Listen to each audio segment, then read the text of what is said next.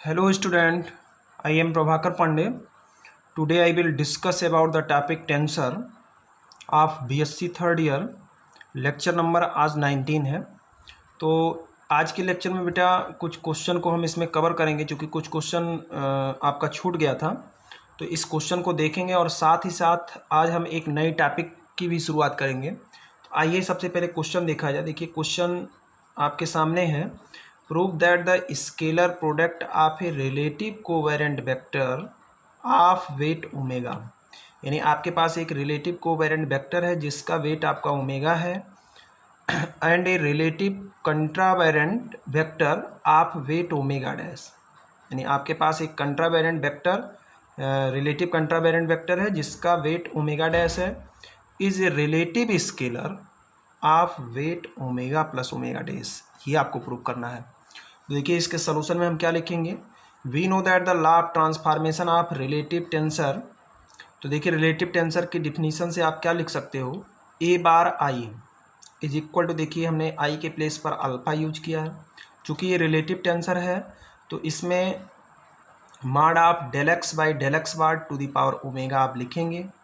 Alpha देखिए यहाँ बैठा तो अल्फ़ा को एक क्रॉस हम ऊपर बैठाएंगे, और अल्फ़ा किसके प्लेस पर आया है, बार आई, तो यहाँ आपका बार आई हो जाएगा। ओके बेटा, तो ये आपका कोवेरिएंट वेक्टर है। अब देखिए हम एक कंट्रावेरिएंट वेक्टर लेंगे। देखिए ए बार आई, तो यहाँ आई के प्लेस पर हमने बीटा बैठाया। ये आपका del x by del x bar, ये देखिए आपका क्या हो जाएगा, omega dash to the power omega dash. चूँकि कंट्रावेरिएंट में का जो वेट है, यानी कंट्रावेरिएंट रिलेटिव कंट्रावेरिएंट वेक्टर का जो वेट है वो आपका क्या है, ओमेगा डैश है, तो ये आपका ओमेगा डैश हो जाएगा। Del x by del x bar, sorry del x by del x, यहाँ से क्या करेंगे, बीटा देखिए ऊपर है तो बीटा को एक क्रॉस नीचे बैठाएंगे, और बीटा के ऊपर क्या रखेंगे, बीटा किसके प्लेस पर आया, बार आई, तो ये आपका देखिए बार आई हो गया। ओके बेटा, अब हम इन दोनों का प्रोडक्ट लेंगे। तो इन दोनों का जब हम प्रोडक्ट लेंगे, आउटर प्रोडक्ट, तो ये आपका हो जाएगा ए बार i into A bar I. Okay बेटा, ये आपका कोवेरिएंट वेक्टर है, ये आपका कंट्रावेरिएंट वेक्टर है, तो ये आपका ए अल्फा इंटू ए बीटा हो जाएगा। इन दोनों को हमने एक साथ लिख दिया। फिर उसके बाद del x alpha by del x bar i into del x bar i into by del x beta, है ना। अब देखिए इन दोनों का देखिए बेस इक्वल है, तो देखिए पावर आपस में ऐड हो जाएंगे, तो ये आपका ओमेगा प्लस ओमेगा डैश दे दिया। बाकी यहाँ से देख रहे हो डेल एक्स बार आई, ये देखिए सेम है, तो यहाँ से हट जाएगा, क्या बचा, del x alpha by del x beta हमने लिख दिया है। अच्छा, अब उसके बाद देखिए क्रांकर डेल्टा की डिफिनीशन से del x alpha by del x beta को हम लिख सकते हैं Kronecker delta alpha beta. Okay बेटा, तो ये आपका इसके प्लेस पर क्रांकर डेल्टा अल्फ़ा बीटा हो जाएगा। बाकी ये चीज़ हमने ऐसे उतार दिया। अब उसके जस्ट बाद हमको क्रांकर डेल्टा यहाँ से हटाना, तो क्रांकर डेल्टा तभी हटेगा बेटा जब ये दोनों इंडिसेस आपस में इक्वल हो जाए। तो हम देख रहे हैं जो बीटा है, बीटा आपका देखिए यहाँ देखिए बीटा आ गया, यहाँ भी बीटा है, तो बीटा देखिए क्रॉस में आ गया, इसका मतलब ये डमी सफिक्स में आ गया। तो डमी सफिक्स को किसी भी सफिक्स द्वारा आप रिप्लेस कर सकते हो। तो अब चूंकि ये अल्फ़ा है तो इसको मुझे अल्फ़ा बनाना पड़ेगा, जब ये अल्फ़ा अल्फ़ा हो जाएगा तभी ये 1 होगा। तो ऐसे सिचुएशन में हमने क्या लिखा, replacing the dummy suffix beta by alpha. तो बीटा बाई अल्फ़ा यानी बीटा की प्लेस पर अल्फ़ा, तो यहाँ भी आपका अल्फ़ा हो गया। अब आप जानते हो क्रांकर डेल्टा अल्फ़ा अल्फ़ा की वैल्यू किसकी इक्वल होती है, 1 की इक्वल होती है, तो ये आपका 1 हो जाएगा। बाकी आपका a alpha into a alpha del x by del x bar mod में ओमेगा प्लस ओमेगा डैश इसका पावर, तो ये आपका क्या हो गया, इधर आपका हो गया ए आई, ए बार आई और इंटू ए बार, ये देखिए कंट्रा में है, ये आपका को में है, तो देखिए ये आपका a alpha into a alpha, ये आपका del x by del x bar to the power omega plus omega dash हो गया। इसका मतलब which shows that a i into a i is a relative scalar, मतलब ये आपका रिलेटिव स्केलर है आप weight omega plus omega dash. देखिए इसका वेट कितना है बेटा, ये देखिए आपका structure omega plus omega dash है, तो इसलिए इसका वेट क्या होगा, ओमेगा प्लस ओमेगा डैश। यही आपको प्रूव करना था। ओके बेटा, तो आज ये वाली टॉपिक आपकी समाप्त होती है।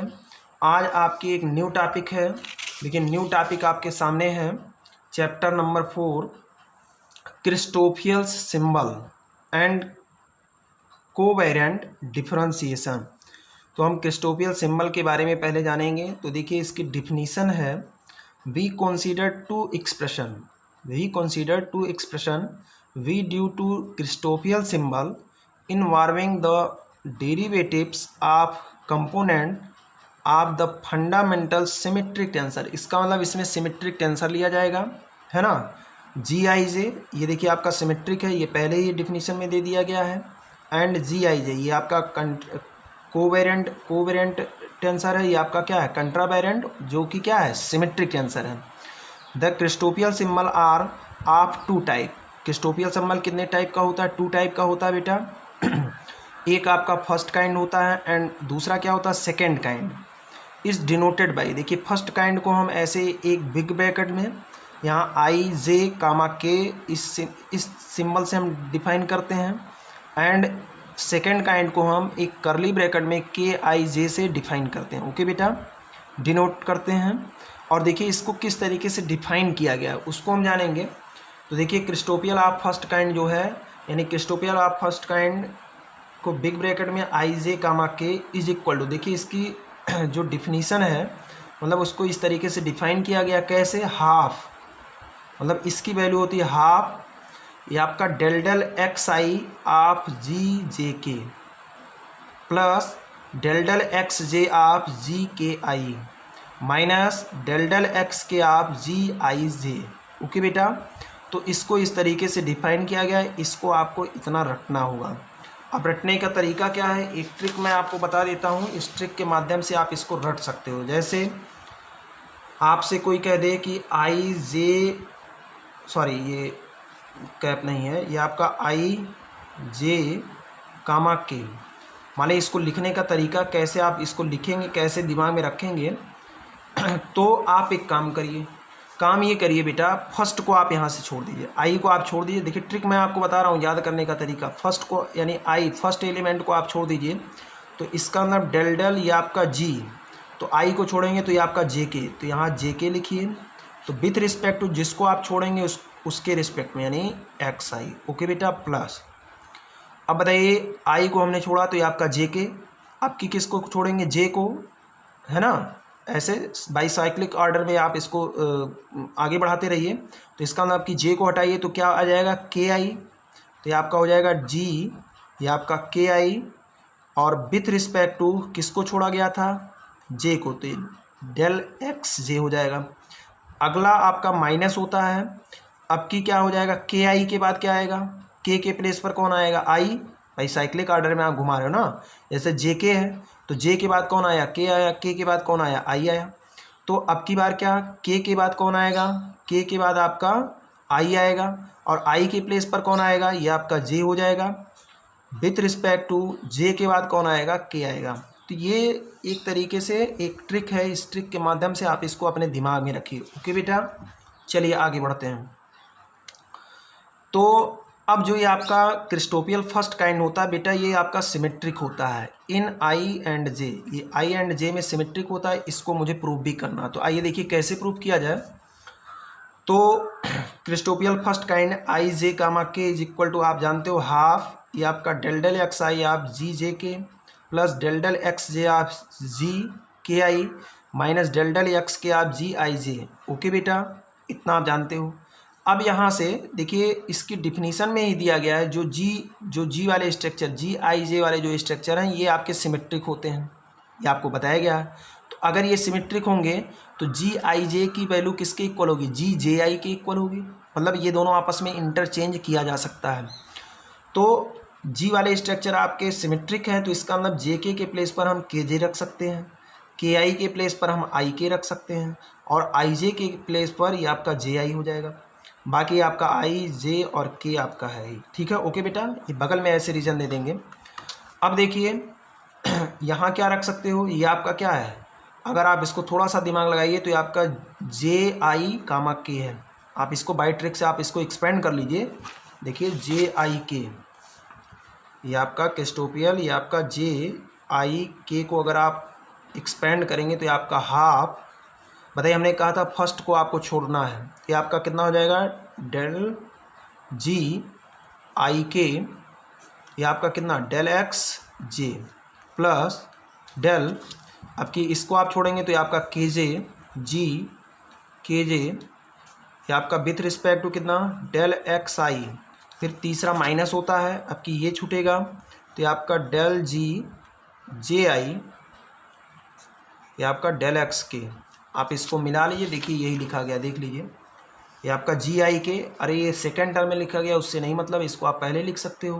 ये देखिए के जे, यहाँ देखिए के जे विथ रिस्पेक्ट टू आई और माइनस जी जे आई, यहाँ जी जे आई है विथ रिस्पेक्ट टू एक्स के। ओके बेटा, तो ये आपका इसके प्लेस पर इतना लिखा जा सकता है। चलिए आगे बढ़ते हैं। तो इसका मतलब आपने प्रूव कर दिया, यानी Christoffel first kind of i j k को प्रूव कर दिया, Christoffel first kind of j i comma k. Okay बेटा, which is there for Christoffel first kind i j comma k is symmetric. तो यहाँ से आप बोल सकते हो कि यह क्या है आपका, ये आपका सिमेट्रिक है। ओके बेटा, अब आ जाइए सेकेंड काइंड को कैसे डिफाइन किया जाए। क्रिस्टोपियल सेकेंड काइंड को हमने बताया एक करली ब्रैकेट में ये आपका के आई जे हो जाएगा।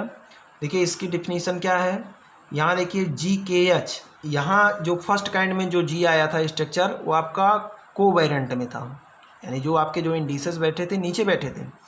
बट यहाँ देखिए सेकेंड काइंड में ये आपके जी के साथ जो इंडिसेस आएंगे कंट्रा में आएंगे, तो ये आपका कंट्रा वेरिएंट टेंसर है, आप रैंक 2 है, ये आपका सिमेट्रिक भी होता है, हमने आपको बताया भी है। तो ये आपका जी के एच हो जाएगा, है ना, ये आपका आई जे कामा एच। अब देखिए इसको लिखने का यानी इसको रटने का तरीका क्या है, मैं आपको इसको ही बताता हूँ। जैसे यहाँ के आई जे है, तो इसको दिमाग में रखने का तरीका क्या है, यहाँ ये आपका फर्स्ट काइंड का ये देखो जो नीचे वाले इंडिसेस हैं, जो नीचे वाले एलिमेंट हैं, इनको आप पहले लिख दीजिए आई जे कामा, यहाँ जी लिख दीजिए।